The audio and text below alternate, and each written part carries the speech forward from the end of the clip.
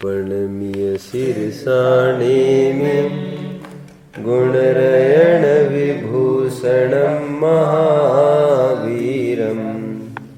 सम्मतरयण निलयं पयडि समुत्कीर्तनं वोच्चम्।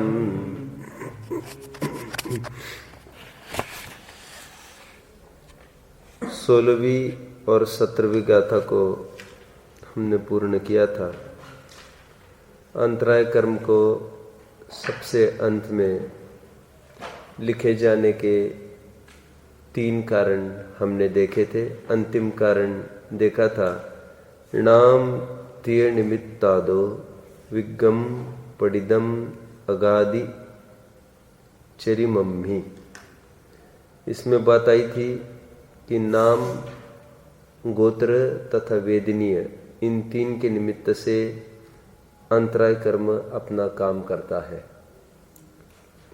इसलिए भी अंतराय को इन तीनों के बाद रखा गया है। ये सहज निमित्त नैमित्तिक संबंध है आपस कर्मों में भी। जैसे मैंने कहा था ना, कषाय स्वयं को दुख देती है, पर को दुख देती है, और उसके निमित्त से कर्म भी बनता है। और 2-3 दिन पहले मैंने कहा था, कषाय स्वयं को काटती है, कषाय दूसरों को काटती है, और एक कषाय भी दूसरे कषाय को काटती है। सुबह सुबह की क्लास में आप लोग नहीं थे? एक कषाय दूसरे कषाय को काटती है। यदि लोभ अप हो गया तो क्रोध आदि डाउन हो सकता है। धन का लोभ है तो ग्राहक के प्रति क्रोध नहीं करना आदि। और एक लोभ दूसरे लोभ को काट सकता है, एक क्रोध दूसरे क्रोध को काट सकता है। ठीक उसी प्रकार यहां पर भी निमित्त नैमित्तिक संबंध कर्मों का भी आपस में चलता है। नाम कर्म की मान के चलो अप्रशस्त प्रकृतियां है। थोड़ा उदाहरण देकर मैं बताऊं, हैं खोलते हैं अपन इस बात को। जैसे मान लो नाम कर्म की ऐसी प्रकृतियों का उदय है, अपंग है जी। अब वो अंतराय में सीधा उसके बाधक हो, अभी वो अंतराय कर्म उसका विशेष होगा। वहां पर ना वो कुछ दे सकेगा, दान अंतराय कर्म का उदय आ गया। ये नाम कर्म ने इफेक्ट किया उसके अंतराय को। आप समझ रहे सब, नीच गोत्री है तब भी वो दान नहीं दे सकेगा। वो नाम गोत्र कर्म ने भी इफेक्ट किया किसको? अंतराय कर्म को। नाम गोत्र यदि उच्च हो तो अंतराय कर्म में विशेष क्षम होगा, दान कर सकेगा, दान मिल सकेगा। नीच गोत्री हो, ना दान दे सकेगा, दान मिलने में भी आपत्ति, इसलिए तो मुनि नहीं हो सकता। टोडरमल जी ने लिया शूद्र मुक्ति का निषेध के प्रकरण में। सज्जन उसको सम्मान आदि पूर्वक कैसे दान देंगे? आपको याद होगा दान, अरे उपदेश नहीं दे सकता, और तो और छोड़ो। इसलिए टोडरमल जी ने वक्ता के स्वरूप में भी लिख दिया। उस दिन बात आई थी, क्या वक्ता कैसा हो? हीन कुलीन नहीं हो। मैं इतना क्यों बता रहा हूं आदित्य? गोत्र कर्म, नाम कर्म, गोत्र कर्म और वेदनीय कर्म, ये निमित्त है अंतराय कर्म के लिए। नाम कर्म की अप्रशस्त प्रकृति होगी, अंधा होगा, उसको आदि आदि कुछ भी हो तो अंतराय कर्म विशेष बाधक है। प्रत्यक्ष दिखते ठोकर लगकर गिर जाएगा, वो सब बाधा ही बाधा है उसको। और अंतराय कर्म का ढेर है उसके सामने, बहरा है, लूला है, लंगड़ा है। नाम कर्म की कोई प्रकृतियां है अप्रशस्त, 1 इंद्रिय 2 इंद्रिय आदि है, तब तो फिर कहना ही क्या। तो उसको अंतराय कर्म का विशेष उदय चलेगा। और नाम कर्म की प्रशस्त प्रकृति का उदय हो, अंतराय कर्म का विशेष क्षम होगा उसको। गोत्र में लगा लेना, वैसे ही वेदनीय में लगा लेना। विशेष साता वेदनीय का उदय हो तो फिर अंतराय कर्म वैसे ही कम होगा, उसका पावर क्षम विशेष उगाड़ होगा। ठीक है ना? ऐसा लगा लेना, ठीक है। हम लगाते ही है, जैसे हमारे यहाँ सातक कर्म से हमको अमुक वस्तु नहीं मिल रही है, तो नहीं मिलना तो इसमें अंतराय तो आ ही रहा है। लाभ अंतराय कर्म का तो उदय बता ही रहा है असाता। और साता वेदने से हमको वो चीज मिली तो साता उदय से बोलो लाभ अंतराय कर्म का विशेष दिखा ही रहा है। आप सब समझ रहे हैं ना? मतलब देने के लिए, लेने के लिए सब जगह वो साता का भी उदय चाहिए ना। हमको दान देना है, हमारे यहाँ साता का उदय, हम दान दे नहीं सकेंगे। अब साता का उदय है, दान दे सके, तो दान दे सके साता के उदय से, तो आगे बोलो बोलो, दानांतर कर्म का क्षेत्र सहज फलित ही हो गया।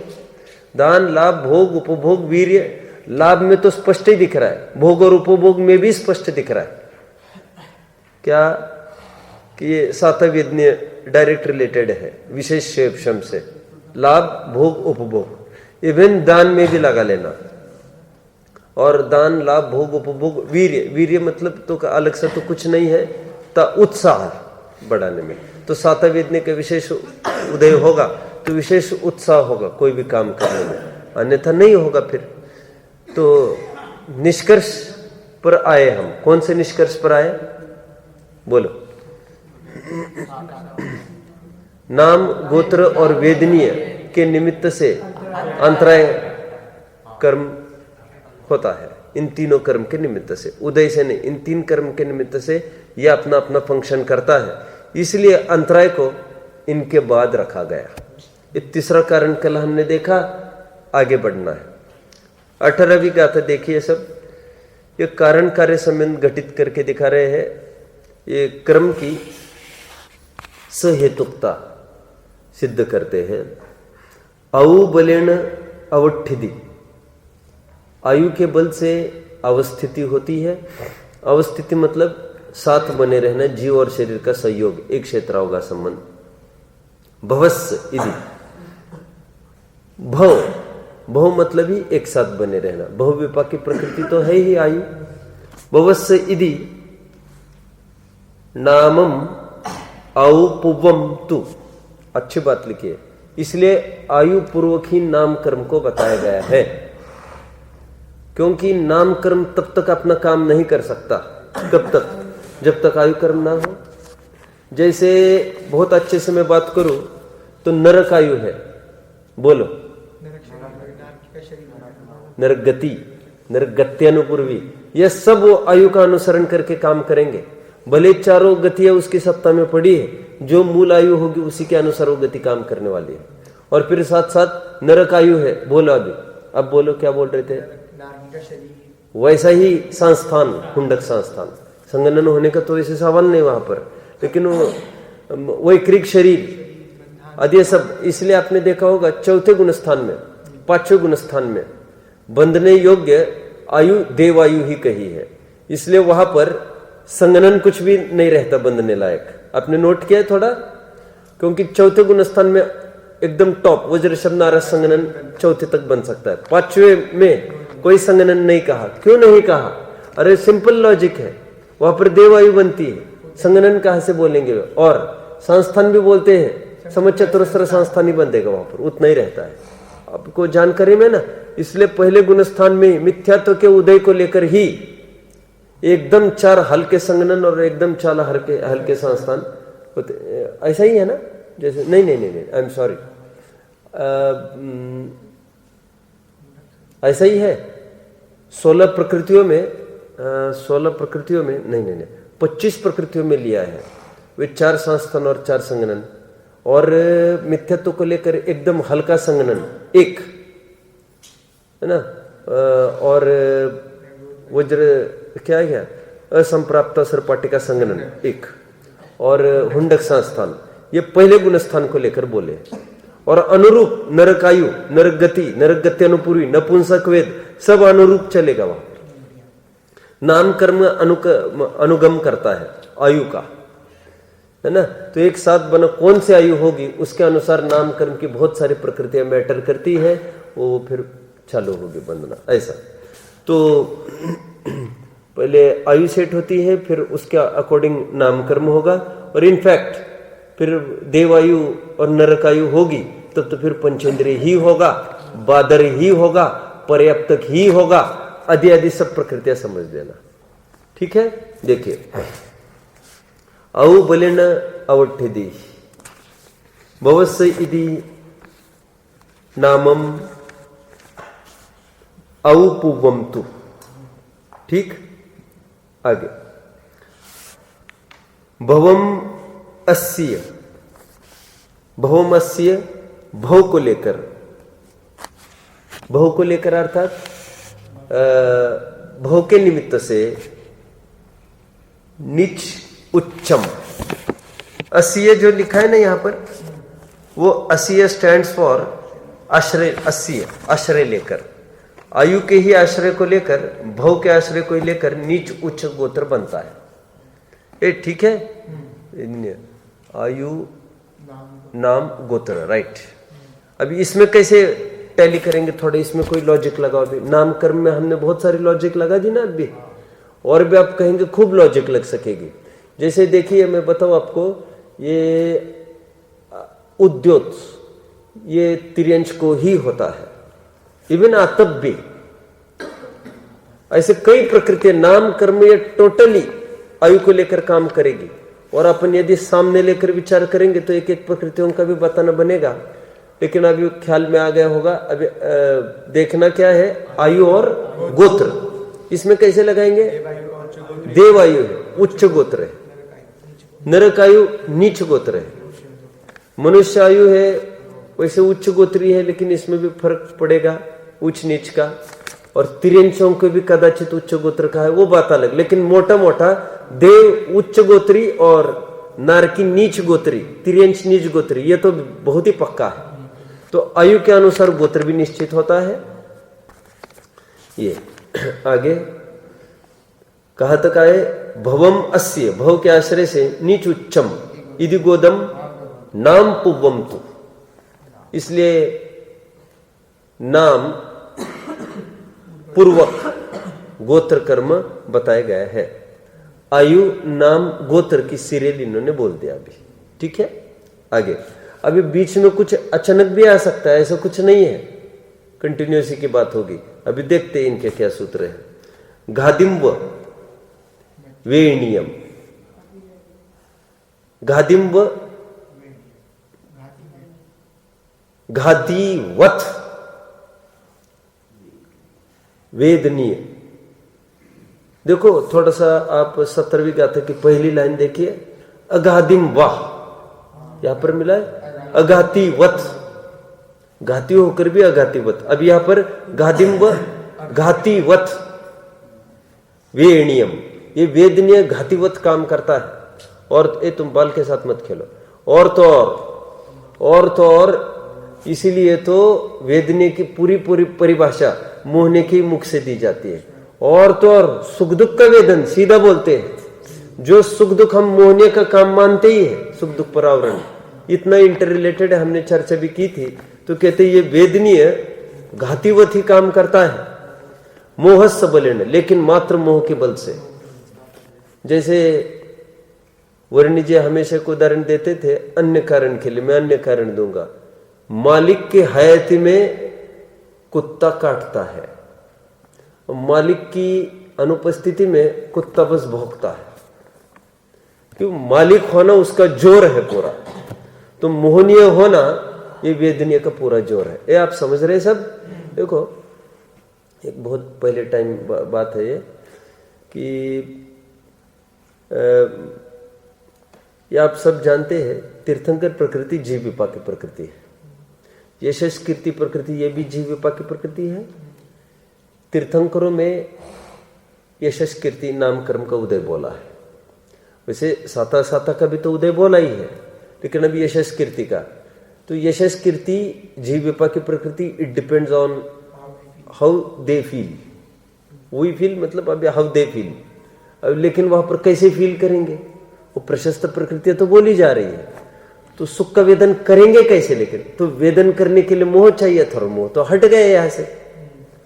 तो देखो ये तो मैं बहुत नया था, तब दीदी भी वहां पर आई थी अक्लूज में, तब की ही बात है ये। तब मुझे किसी ने कहा अब दीदी को ये प्रश्न पूछना और देखना वो कंसेप्ट ठीक नहीं है उनका इस मामले में, ऐसा बोला वो मुझे। क्यों? वो बोले वे ऐसा बोलते हैं कि ये जीव विपाक की प्रकृति है, कौन सी? यशस कीर्ति, और तीर्थंकरों के भी ये चल रही है, बोले वे कैसे वेदन कर सकते हैं? क्या उनको पूछना तो जरा। और वे क्या बोलते हैं, ये तो मूल ग्रंथ में लिखा है जीव विपाक की प्रकृति, ये तो हम नहीं समझ सकते हैं, तो उनका कंसेप्ट की क्या लेना देना है उसमें। तो देखिए तो मैंने एक उदाहरण दिया था, अभी दीदी से चर्चा भी नहीं की थी मैंने, तो बाद में तो शाम को जाता तब फिर चर्चा भी होती थी। मैंने एक एग्जाम्पल दिया था उनको कि एक लॉकर सिस्टम होती है, आप लोगों ने देखी होगी। तो उसमें ये होता है, बैंक में लॉकर्स होते हैं ना, गुप्त हमारी सामग्री रखने के लिए। तो ऐसा होता है, हम एक चाबी लेके जाते हैं, हमारा लॉकर नंबर सेट है, तो उनका एक आदमी हमारे पास साथ आता है। तो ऐसा है, वो पहले अपनी चाबी डाल के उसको बराबर पूरी घुमा के निकल जाता है, हमारे सामने खड़ा नहीं रहता वो। फिर वो एकदम बाहर निकलने के बाद फिर हम हमारी चाबी डालते हैं, पूरा घुमा के वो लॉकर खुलता है, और फिर जितना भी माल अंदर बाहर करना अपन कर सकते हैं बिना किसी की हयाती में। लेकिन वो आकर अपनी चाबी घुमाए तो ही वो काम होगा। वैसे आप आपकी दो चाबियों वाला लॉकर होता है, आप समझ रहे हैं मेरे प्रश्न को, बात को? किसने देखा है क्या ऐसा लॉकर? अरे फिर कैसे समझ में आएगा? ये ऐसे लॉकर्स होते हैं जो एक चाबी होती है उनके पास, एक चाबी हमारे पास, लेकिन उनकी चाबी भी कार्यकारी नहीं है। लेकिन उसके लिए उदाहरण नहीं देना है मुझे ये उदाहरण देना है, हमारी अकेले की चाबी कार्यकारी नहीं है वहां पर। पहले वे अपनी पूरी चाबी घुमाए, निकल जाए वे वहां से, अभी फिर हम हमारी पूरी चाबी घुमाए तभी वो निकलेगा, वैसे नहीं निकलेगा वो। मतलब उनकी चाबी के हयाती में ही हमारी चाबी काम करती है। तब मैंने उदाहरण दिया था, एकदम नहीं आया था। तो मैंने ये कहा था उनको, मोहने की हयाती में ही वो वेदनीय अपना अपना काम करता है। इसीलिए आई फॉरगॉट टुडे, आज मुझे बहुत अच्छी चीज मिली है सहजता में ही। आज मुझे उसका आधार मिला है नेमिचंद सिद्धांत चक्रवर्ती का कौन सा 923 कौन सी गाथा है ये, उसमें स्पष्ट उल्लेख है अनंत सुख इज इक्वल टू अव्यबाधत्व। मैं एक प्रकरण वैसे पढ़ रहा था, ये जवाहरलाल जी भेंडर की एक पुस्तक है शंका समाधान, उन्होंने कुछ में प्रश्न आराइज किया है अनंत सुख और अव्यबाधत्व में क्या अंतर है। तो उसमें कई आधार दे देकर उन्होंने ये सिद्ध किया कि दोनों एक ही है। और फिर ये गाते को उद्धृत की जिसमें पर्यायवाची के रूप में अनंत सुख का पर्यायवाची उन्होंने अव्यबाधत्व बोल दिया, और कहीं सिद्धों के गुणों में अनंत सुख बोला है, ये भी आधार उन्होंने डाल दिया है वहां पर। और यदि टटोलेंगे थोड़ा बहुत तो अरहंतों को भी अव्यबाधत्व कहीं ना कहीं मिलने की है, मुझे ऐसा हल्का सा याद आ रहा है, कहीं पढ़ा। ये दो तो आज पढ़े हैं, मार्किंग भी करके रखा, पेज नंबर भी मैंने छाट कर रखा है आज, कि सोच करके आज लेके जाऊंगा तो सबके बीच में पढ़ाऊंगा। तो देखो मैंने कहा भी था आपको, ये अलग करना बहुत टेढ़ी खीर है। उन्होंने तो स्पष्ट ही बोल दिया, और कह रहे ये तो पर्यायवाची है। तो कहते थोड़ी भी सुख की कमी यहां पर यदि हम कहते हैं तो आपत्ति से खाली नहीं है मार्ग। तो कहते केवल वेदनीय का सद्भाव, कारण के सद्भाव की तरफ से इसको अव्यबाधत्व नहीं बोला है। वैसे कार्य में कुछ भी अभी हीनादिकता नहीं होनी है, अव्यबाधत्व मात्र वेदनीय के उदय को दिखाता है बस, ठीक है। और इंद्रिय सुख दुख का अभाव तो हो ही गया अरहंतों में, प्रवचन सार की प्रसिद्ध गाथा है 20वीं, इंद्रिय सुख दुख का परिहार करते। और इंद्रिय सुख दुख का अभाव हुआ मतलब वेदनीय का ही अभाव हुआ, कहना ही पड़ेगा ना आपको। और वेदनीय का अभाव हो, अभाव तो 14वें गुण स्थान के अंत में होता है। तो जो खुलकर बात आई है सामने, फिर जिसको देखना है वो तो मेरे पास आएंगे, मैं मूल गाथा दिखाऊंगा। और 2 पेजेस में पंचाध्यायी आदि आदि कई ग्रंथों के आधार से 4-5-6 ग्रंथों के आधार दे देकर उन्होंने बात को पुष्ट किया है। निकालना ही पड़ेगा वहां से आखिर, लेकिन एक जगह तो स्पष्ट ही पर्यायवाची के रूप में डाल दिया। आगे वेदनीय की चर्चा ही, वेदनीय घातीवत ही काम करता है मोहस्य बलेन, मोह के बल में। घाददे जीवम, वो जीव के गुणों का घात करता है।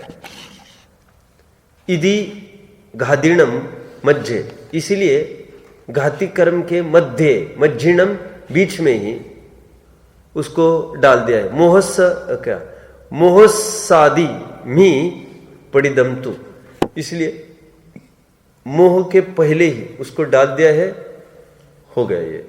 अभी निष्कर्ष की एक गाथा चलेगी जिसमें खुलकर 8 कर्मों का सीधा क्रम बताएंगे। अभी यहां पर तो एकदम रफ प्रयोग चल रहा था, अभी खुलकर ही चर्चा करेंगे। देखिए क्या कहते हैं। नाणस्य दंसनस्य, पकड़ रहे ये एक मिनट, मोहस्स आदिम ही, ऐसी संधि विच्छेद की इसको। मोह के पहले वेदनियों को रखा गया है, ऐसे ऊपर की गाथा। नीचे नानस्य दंसनस्य, ज्ञान के और दर्शन के, क्या आवरणम, ज्ञानावरण दर्शनावरण, वेणीय मोहनीयम, स्पष्ट क्रम ही आ रहे इसमें, तो स्पष्ट गाथा ये। औग आयुष्क नामम गोदम गोदम गोद अंतरायम इति पढ़िद पढ़िदम इति सिद्धम, ऐसा पढ़ा गया है। पढ़ा गया है मतलब ऐसा रखा गया है। ये क्रम पूरा आ गया। ज्ञानावरण, दर्शनावरण, वेदनीय, मोहनीय, आयु, नाम, गोत्र, अंतराय। इस प्रकार हमने ये 8 कर्मों के क्रम का औचित यहां से देखा। विशेष बात कुछ इसमें रही नहीं है वैसे, ठीक है। आइए अब हम 21वीं गाथा की तरफ बढ़ लेते हैं। ये गाथा भी बहुत ही सरल थीम है इसकी, पढ़ते हैं ये। पड़ पड़िहार सिमज्जा अलिचित्त कुलाल भंडयारीणम,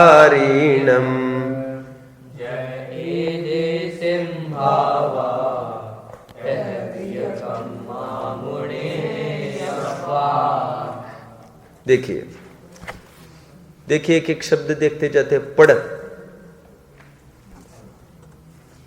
पड़िहार, पड़िहार, सी मज्जा, हली चित्त कुलाल भंडयारिणम। 8 बातें ऊपर कही है।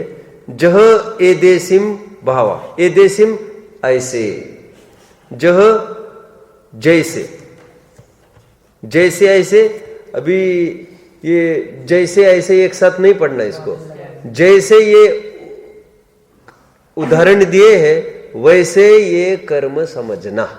मुणे यव्वम, मुणे यव्वा समझना, इन कर्मों की स्थिति समझना। देखिए क्या कहते हैं। पढ़ पठ, स्पष्ट ही है। पढ़ मतलब पठ। चित्रपट कहते, चित्रपट पहले तो बहुत आता था ऐसा, चित्रपट कहते थे उसको। तो पट मतलब होता है पर्दा। वैसे तो पड़िहार, ये एक एक को एक एक लगाते जाते हैं हम।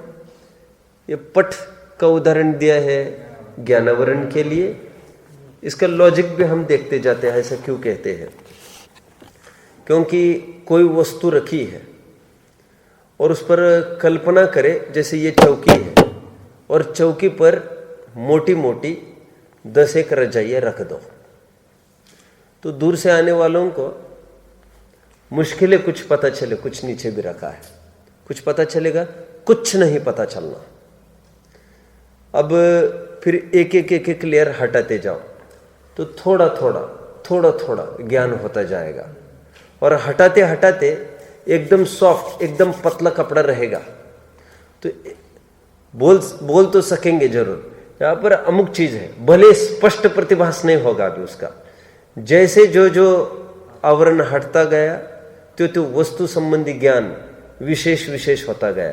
ये ज्ञानावरण के लिए उदाहरण दे रहे हैं। पट मतलब पट से आच्छादित कोई वस्तु, ये कहना है वहां पर।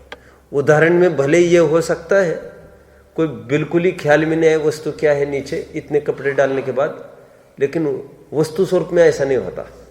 क्योंकि पूर्ण आवरण वाली वस्तु कभी नहीं होती। नित्य उगाड़म, थोड़ा आवरण तो वहां पर बचा ही रहता है। ठीक है। और क्षयोक्षम का विकास जैसे जैसे लेयर कम होता जाता है, फिर वो उदाहरण अभी लगा सकेंगे। किसका? मेघ पटल वाला अभी उदाहरण लगेगा। वो जो पटल हटता जाएगा त्यो रोशनी आती जाएगी। फिर मति में समझना, श्रुत में, अवधि, मन, परे ज्ञान में ये हीनादिकता ऐसी होती जाती है। इसमें 5 वस्त्र लगाने पड़ेंगे फिर आपको। और एक वस्त्र तो ऐसा है केवल ज्ञानावरण, उसमें वैसा कुछ नहीं होगा। लेकिन उसमें पतला पतला होता जाएगा ऐसा नहीं है उसका। वो तो एकदम हटेगा तो हटेगा। वो इसका बिल्कुल स्टेज शोज हो सकते हैं इसके प्रॉपर। अब थोड़ा दिमाग लगाओगे तो हो सकेगा। इन चारों में ऐसा हो सकेगा। किसमें? मति श्रुत अवधि मन पर एक ज्ञानावरण, इनमें क्षयोक्षम तो होता है, इसलिए इसमें हीनादिकता होती है, संभव है। एक को जितना मन पर है उतना दूसरों को हो, जरूरी नहीं। असंख्यात लोग प्रमाण उसके भी भेद पड़ते, लेकिन केवल ज्ञानावरण इसमें कोई भेद नहीं पड़ेगा। ये तो सबको बराबर उदय 100% 12वें गुण स्थान तक और 13वें में 100% अभाव। ये तो इसका तो ऐसा ही चलता है। ये पट का उदाहरण हुआ केवल ज्ञानावरण के लिए। उसके लिए तो मैं और सिंपल उदाहरण देता हूं, रेगुलेटर जैसा, फैन के रेगुलेटर। जो त्यो त्यो, जो रेगुलेटर आप घुमाओगे त्यो वो अंदर से आवरण हटेगा, त्यो स्पीड बढ़ता जा रहा है। और जो कम करते जाओगे तो फिर कम होता जाएगा। लेकिन अब एकदम कम करो तो वहां पर भी थोड़ा ना थोड़ा घूमता ही रहता है। अब बंद नहीं करना है, लेकिन आपको वो दूज का चंद्रमा जिंदा रखना है। आपको दूज का चंद्रमा वो ज्ञान की कणिका आपको जागृत रखनी है। पर्य नामक ज्ञान पर है जिसको कहते हैं। पड़िहार, दर्शनावरण के लिए पड़िहार का उदाहरण दिया जा रहा है। देखो आश्चर्य, यहां पर भी उसी उदाहरण में काम चला सकते थे वे, और सब जगह ऐसा ही करते हैं ये। लेकिन यहां पर दर्शनावरण के लिए अलग सा उदाहरण दिया इन्होंने। पड़िहार, प्रतिहार, अब जानते हो इनको प्रतिहार्य क्यों कहते हैं? प्रतिहार दरबान, जिस प्रकार वॉचमैन होता है, गेट कीपर, जिस प्रकार वो गेट पे खड़ा रहता है, राजा की रक्षा करता है, अंदर रक्षा मतलब बाहर पहरा दे रहा है, उसी प्रकार ये प्रतिहारी इसलिए कहते हैं उनको। ये पड़िहार समान, प्रतिहार समान वहां पर खड़े हैं, गेट पर पहरा दे रहे हैं। कौन? कितने प्रात्याहार्य होते हैं? पक्का कौन कौन से प्रात्याहार्य होते हैं? वैसे प्रात्याहार्य कौन कौन से? 8 प्रात्याहार्य।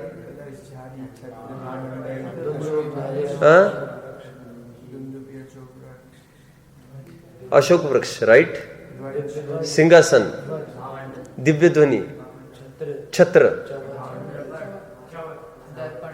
ये मंगल द्रव्य तो नहीं मिला रहे आप उसमें?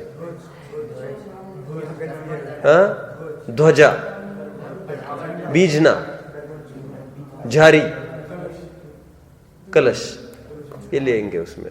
ठीक है, चलिए।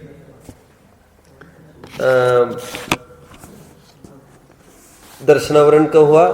ये क्यों उदाहरण दिया जा रहा है प्रतिहार का? क्योंकि उसका बस चले तो राजा के दर्शन मात्र भी ना होने देंगे, सब उसके अधीन है। उसी प्रकार ये दर्शनावरण का बस चले, ये सामान्य अवलोकन भी नहीं होने देवे। अपना ऐसा उदाहरण खड़ा करे दिमाग में सभी, मुझे अव्यय भी ज्ञान में आया। अपन दोनों को लागू करना है ना। दरबान बाहर खड़ा है तो दरबान की बहुत रिक्वेस्ट कर रहा है कोई। दरबान समझते हो? वो गेट कीपर। कोई बहुत रिक्वेस्ट कर रहा है, उसने मना कर दिया, फिर बहुत रिक्वेस्ट के बाद उसने हाँ कर दिया, अभी अंदर जा रहा है। दर्शन हुआ थोड़ा, अभी अंदर गया तो फिर पर्दा हटाए जा रहा है राजा को मिलने के लिए। तो ज्ञान पूर्वक दर्शन पूर्वक ज्ञान, ऐसा अपन उदाहरण कर सकेंगे। और फिर वो पर्दे के बियॉन्ड, वो पर्दे के आड़ में ही बात कर रहा है राजा, स्पष्ट नहीं हो पा रहा है, तो फिर और पर्दा हटाए जा रहा है, और फिर उन्हें प्रत्यक्ष मिलना है तो फिर सामने आ रहा है। ऐसा ऐसा उदाहरण आप दे सकेंगे इसको। आगे द्वारपाल पे क्षयोक्षम कैसे घटित? द्वारपाल पर क्षयोक्षम, वैसे मैंने कहा केवल ज्ञानावरण का भी क्षयोक्षम इसमें वस्त्र में घटित नहीं हो रहा है। केवल ज्ञानावरण में क्षयोक्षम, हाँ, तो इसलिए ना उसमें घटित नहीं होता। अब इसमें भी दर्शनावरण में भी निद्रा आदि में तो क्षयोक्षम होता ही नहीं, ये 6 प्रकृतियों में है ना। अब वो तो देखना है, केवल दर्शनावरण, निद्रा प्रचल स्थान कृति में क्षयोक्षम होता नहीं। और 3 जो प्रकृतियां है इसकी, चक्षु दर्शन और अवधि दर्शन, इसमें क्षयोक्षम कैसे घटित होगा? द्वारपाल में कैसे घटित होगा? फिर हमको ऐसा लगाना पड़ेगा कि तुम्हारी चिट जो भी हो तुम्हें लिखित रूप में दो। ठीक है, हम मौखिक रूप से उनको बताते हैं, न मिलने तो नहीं देंगे, ऐसा कुछ हमको उदाहरण करना पड़ेगा। आप समझ रहे? अन्यथा फिर उदाहरण घटित नहीं होगा। क्षयोक्षम में कैसे घटित कर रहा हूं मैं? नहीं साहब, हमको जरूरी काम है। ठीक है, चलो मैं बता दूंगा उनको। थोड़ा उगाड़ हो गया, प्रत्यक्ष नहीं देखने को मिल रहा है, ऐसा कुछ उदाहरण करना पड़ेगा। असी, सी को असी पढ़ो और असी मतलब होता है तलवार। ये तलवार का उदाहरण दिया जा रहा है, इसको पूरा समझना।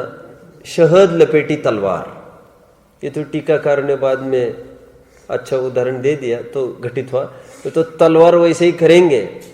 अभी देखो ऐसे भी उदाहरण घटित हो सकता है कायदे से। तलवार यदि हमारे हाथ में हो तो साता, तलवार यदि दूसरों के हाथ में हो तो असाता।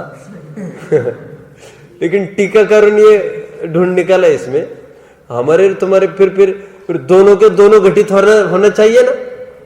ऐसा कोई यदि तर्क लगाए तो इसमें उन्होंने शहद लपेटी तलवार लगा दी। शहद एज स्वीट एज हनी, शहद जैसी कोई मीठी चीज नहीं, वो साता का प्रतीक लिया। और देखो इसमें कैसे घटित करना है। और तलवार है वो असाता का प्रतीक, धारदार, वो धार दिखती नहीं है। देखो साता भोगने के लोभ में वो आगामी आने वाला असाता का आमंत्रण उसको देखता नहीं है। भोग दिखते तो बहुत सुंदर है, पड़ेंगे बहुत महंगे, और उसको थोड़ा चाटने जाओगे ना, थोड़ा भी जबान इस तरह की कट जाएगी, फिर 10 दिन के लिए कुछ भी खाने के लायक नहीं होगे। एक एक सिद्धांत में घटित करते जाना। ऐसा कैसे घटित करेंगे? भोग भोगा, भोगी भोग, क्या भोगे फल होए केंद्री, क्या क्या क्या, भोग फल होए, भोग पुण्य फल होए केंद्री, क्या इसमें लाली। अभी ठेठ एक केंद्रीय बनेगा फिर साता का। फिर इतने काल के लिए जीव को बिल्कुल बेटे बेड रेस्ट देने पड़ेगा तुमको, थोड़ा सा एक झटका। लेकिन जैसे रिकवर हुआ तुमको फिर इच्छा हो रही है उसकी। स्वाद का सुख कितनी देर का? क्षणिक। और उसका कितनी देर का? वो जलन का उसके कितने काल का? अभी और एक समझना इसमें, अपन 8वें अध्याय तत्व और सूत्र में पढ़ेंगे बंध की स्थिति आदि को लेकर, तो वहां पर स्पष्ट उल्लेख है जितनी भी प्रशस्त प्रकृतियां हैं उनकी स्थिति आधी अधिक बताई गई है, और अप्रशस्त प्रकृतियों की स्थितियां दुगुनी दुगुनी बताई गई है। ज्ञान में है आपके किसी के? नहीं ज्ञान में। जैसे वेदनीय की प्रकृतियां स्थिति कितनी बताए मालूम? उत्कृष्ट वेदनीय की कितनी है? 30 कोड़ी सागर है। किसकी? असाता वेदनीय की। और साता वेदनीय की मालूम कितने? 15 कोड़ी सागर। तो हर एक में घटित किया। नाम गोत्र की उत्कृष्ट स्थिति 20 कोड़ी सागर है ना, वो प्रशस्त प्रकृतियों के लिए उच्च गोत्र है कि है वो 20 कोड़ी सागर, सॉरी नीच गोत्र के लिए, उल्टा बोल गया। और उच्च गोत्र के लिए उत्कृष्ट स्थिति क्या लिखी होगी? 10। हर जगह ये देखने मिलेगा। क्या फलितार्थ निकला इसमें? फलितार्थ बोलो जल्दी। स्थितियां ज्यादा पाप की पड़ती है, बाय नेचर है ये। और सुनो, भोगना भी पुण्य को वैसे ज्यादा नहीं है। क्यों?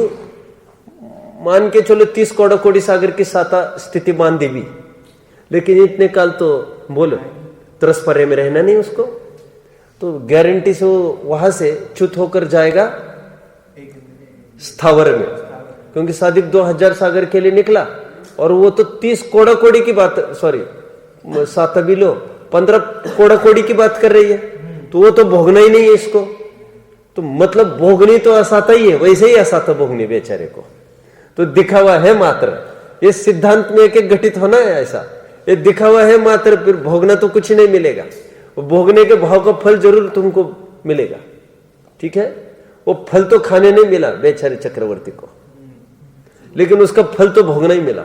इसलिए मैं हमेशा एक बात कहता हूं, चेन पहनी किसी ने, कैसे ओरिजिनल है ना, बिल्कुल ओरिजिनल सरी की दिखती है डुप्लीकेट चेन्स आजकल, और उसी के दम पर शाइनिंग मारते रहते ही है रोमियो लोग सब। लेकिन मैं एक बात कहता हूं, सुनो, मैं एक बात कहता हूं, दिखती डुप्लीकेट, दिखती ओरिजिनल है, लेकिन जो तुमको मार पड़ेगी वो ओरिजिनल मार पड़ेगी। नाक भी कटेगी, कान भी कटेगी, गला भी कटेगा, वो ओरिजिनल कटेगा। वो थोड़ी ना ऐसे, उसको थोड़ी ना पता ये ओरिजिनल है कि डुप्लीकेट है, वो तो तुमको मार पड़ेगी। ठीक उसी प्रकार यहां पर भोगने मिले नहीं तो भोगने का भाव भी करोगे तुमको मिलेगा, उसका फल भोगना पड़ेगा। ये साता में हर प्रकार से घटित होगा। और शहद ही क्यों लिया? वैसे मीठी भी चीज है, अत्यंत दुर्लभता से प्राप्त है शहद भी, ऐसा नहीं समझना। उदाहरण दिया, कहां पर आया ये उदाहरण आया 47 नयों के प्रकरण में। 47 नय में कहा आया यह प्रकरण शहद का? कहीं आया? पुरुषार्थ नय से, ऐसा है? पुरुषार्थ नय से देखो तो जिस प्रकार मधु छत्ता से शहद निकलना, ऐसा है क्या कहीं? किसी को याद नहीं? तुम लोगों ने पढ़े ना अभी? प्रवचन सार देना मुझे कोई।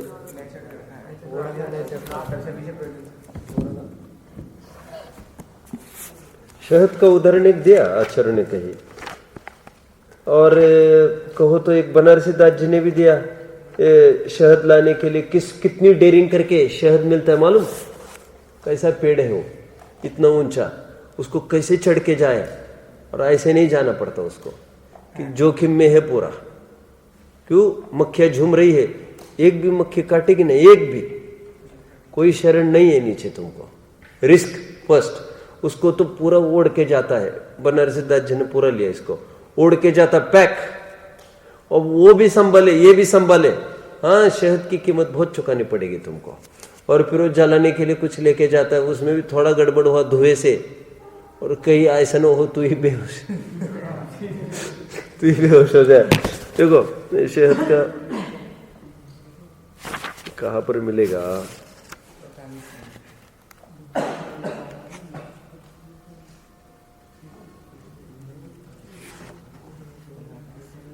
ये तुम देख लो इसको जरा, कहाँ मिलता है ये? 27वें से देखते चलो तुम, 27वें से 36वें तक कहीं ना कहीं मिलना चाहिए वो, उसी के बीच में 27 से 36 नए तक उदाहरण में देखिए। चलो मैं क्यों कह रहा हूं, और शहद का ही उदाहरण क्यों दिया? शहद वैसे ही अभक्ष्य है, खाने लायक नहीं है, अशुद्ध चीज है और जीवों से युक्त है। उसी प्रकार ये साता ये भोगने लायक नहीं है अपन को। ये यहाँ पर बात आई, शहद का नहीं आया कहीं भी, नींबू के वृक्ष का दिया है। कहां पर पड़ा इसको? शहद कहीं ना कहीं है इसमें। अभी फिर दूसरे नयों में तो संभव नहीं है, वैसे इन्हीं 10 नयों में कहीं ना कहीं होने के। चलो ठीक है। मज्जा, ये वेदनीय के लिए उदाहरण हुआ शहद लपेटी तलवार का। साता असाता दोनों प्रकृतियां डाल दी इन्होंने इसमें। ऊपर लिखा मधु कुक्कुटी। हाँ लिया है, बस लाओ लाओ लाओ, तुम लाओ यहाँ पर। हाँ तो फिर उन्होंने ठीक अर्थ नहीं किया, मतलब वो समझाने के लिए निकाल दिया उन्होंने रास्ता। ये मैं कैसे भूल सकता हूँ, मैं ये सोच रहा था।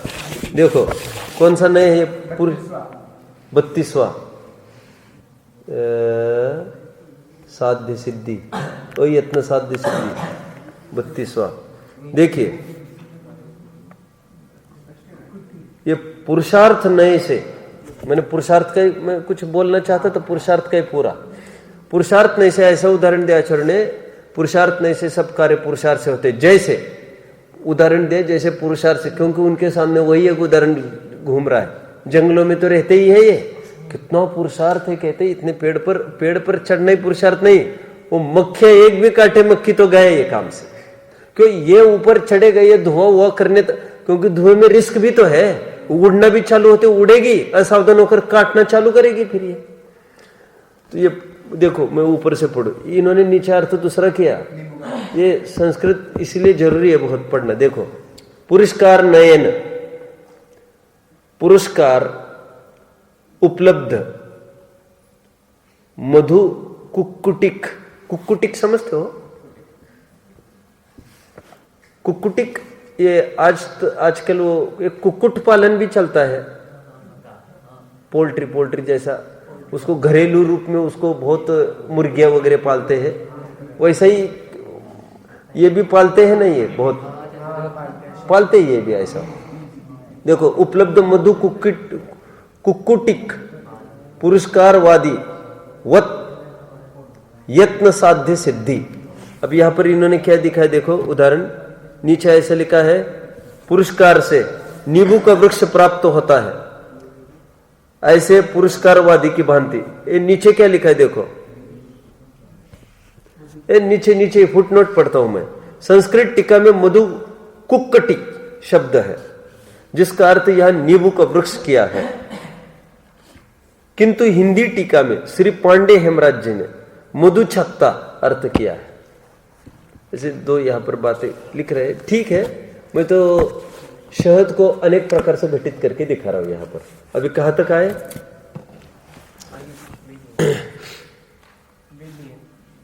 हली, हली है ना, मज्जा, मज्जा। वेदनीय के बाद मोहनीय। मज्जा का अर्थ होता है शराब। तो जगह जगह जिनवाणी में भी दिया है, मोह महामद पियो अनादि भूल आपको भरमतवादी। ये शराब ऐसा उदाहरण घटित होता है इसमें जबरदस्त कि इसकी नशा चढ़ती है, और नशा में फिर इसकी स्थिति है अनुभाग। टोडरमल जी ने अभ्य एक उदाहरण दिया था, थोड़े दिन पहले हमने पढ़ा। उन्होंने भी एक मदिरा का उदाहरण दिया, अपने अनुभाग कार्यकारी है। वहां पर शराब जितनी हो, मादकता वो कम क्वांटिटी हो और ज्यादा मादक हो तो वही ज्यादा पने को प्राप्त होती है। वहां पर भी उन्होंने कषाय के लिए ही उदाहरण दे रहे थे। कषाय से स्थिति अनुभाग बंद होता है। और भी आप देखेंगे सद सतोर विशेषाद्य दृक्षोपलब्धेर रोन्मत्तवत्। सब जगह देखो मिथ्यात्व के लिए। सुनो, अब ऐसे मिथ्यात्व ने मोहनीय की बात चल रही है, तो मोहनीय के लिए ऐसे उदाहरण दिए जैसे यथा मदन को द्रव्य।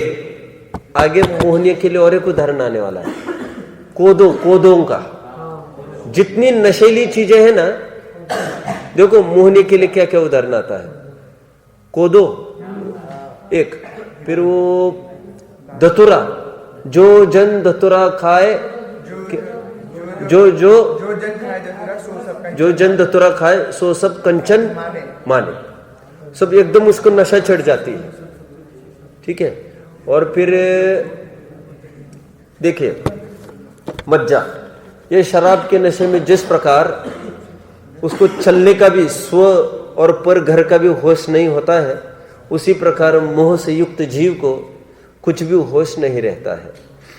हली और उदाहरण घटित कर सकते हैं शराब में। कैसे? शराब की नशा उतरने के बाद भी अब देखना उसके एक एक स्किन के एक एक पोर में से वो गंध आती रहती है। आपने कभी ऐसा अनुभव है? इवन प्याज खाने वालों के रूम में से वो प्याज की बू आती है।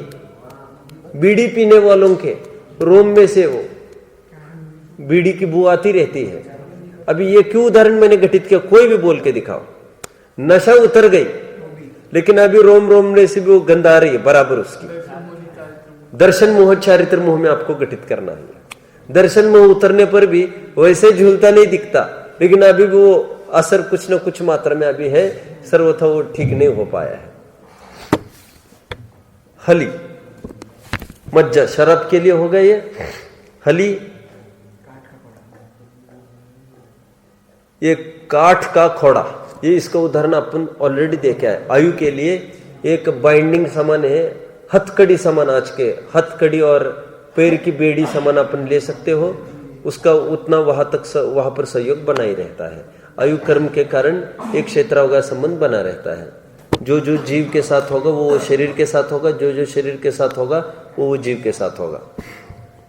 ठीक है, इसमें उसका थोड़ा अपवाद समझना, समुद्घात वगैरह के काल में थोड़ा सा अपवाद समझना इसको। कुलाल मतलब होता है कुम्हार। ये गोत्र कर्म के लिए, सॉरी चित्त रह गए। चित्त चित्रकार, नाम कर्म। जैसे चित्र बनाता है अनेक प्रकार का, वैसे ये सबकी शक्लें, एक की शक्ल दूसरे शक्ल के साथ मैच नहीं खाती। ऐसा ही है ये। चित्त, कुलाल, कुम्हार जिस प्रकार छोटे बड़े घड़े बनाता है, उसी प्रकार ये ऊंच नीच ऐसा गोत्र के इसमें भेद प्रभेद होते हैं। भंडारीणम, भंडारी किसको कहते हैं? खजांची, कैशियर। देखो पैसा है अपना, लेकिन हमको भी वो ये कह सकता है अभी नहीं, अभी थोड़ी दिक्कत है, स्ट्राइक पर चली जाए बैंक, आपको 10 दिन पैसा नहीं मिलेगा। मिलेगा तो मिलेगा, लेकिन 10 दिन पैसा, फिर बीमार है, फिर कुछ तकलीफ हो गई, एकदम कोई भी समस्या आई, पैसा है अपना लेकिन अपने को अधीन रहना पड़ता है, ऐसा उदाहरण लेना पड़ेगा। देखो, और मैंने आपको थोड़े दिन पहले भी उदाहरण दिया था किसी प्रसंग में, अपने करोड़ों रुपए हो बैंक में और एकदम जाकर आप धमक गए, मेरे पैसे दे दो, वे अचानक इतने पैसे कहाँ से देंगे तुमको, और जितनी बड़ी वैल्यू है उनको कहना पड़ता है थोड़ा रुक जाओ आप। तो देखो, अभी बहुत बड़े केस हुआ, मैं आपको बताता हूँ महाराष्ट्र में। वैसे तो 2-4 स्टेट्स में उनके ब्रांचेस। एक BHR बैंक है, एक प्राइवेट ही है, चलती है, ये जैन है, मारवाड़ी, राजस्थान का मालिक है वो, बहुत शाखा है उसकी महाराष्ट्र में।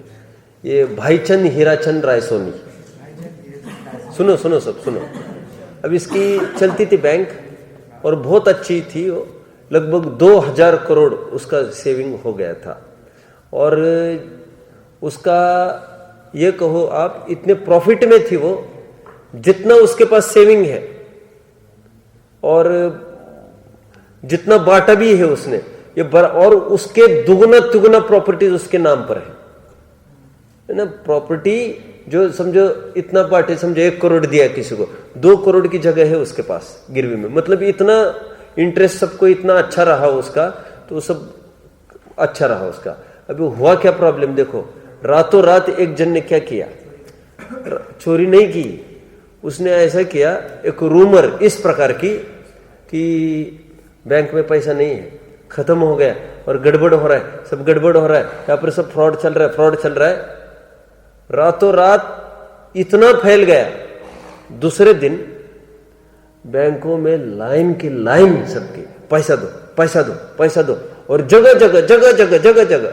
अब हुआ क्या, आइन टाइम इतना पैसा भी कहां से देंगे सबको, और सभी आकर धमकने लग जाए हमारा पैसा दो। अरे एक साथ ऐसा थोड़ी ना, अभी हमारे सब प्रॉपर्टी में इन्वेस्ट है, यद्यपि उनके प्रॉपर्टी में दुगने हैं अभी पैसे, लेकिन प्रॉपर्टी ऐसी थोड़ी ना बेची जाती इतनी कीमत वाली, और कौन लेगा उसको।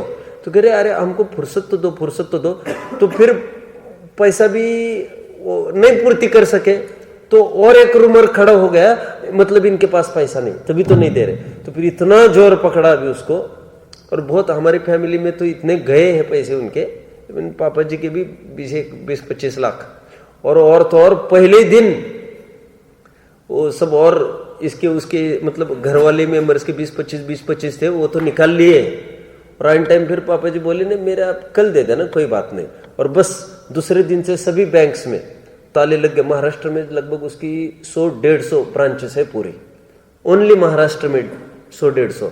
और आज वो आदमी अंदर है, वो ये कह रहा है, वो बार बार ये कह रहा था, सुब्रता रॉय था ना वो इसका सहारा का मालिक, अब उसका जैसा कहना था, ये भी क्या कह रहा है, मुझे थोड़ा आप थोड़ा पेशेंस रखो, सब मैं सबका एक एक पैसा दूंगा, मेरे पास प्रॉपर्टी है, प्रसंग पड़े तो, क्योंकि नीतिवान आदमी हो, वो ये कह रहा है प्रसंग पड़े मैं एक एक मेरी प्रॉपर्टी बेचकर सबको दूंगा।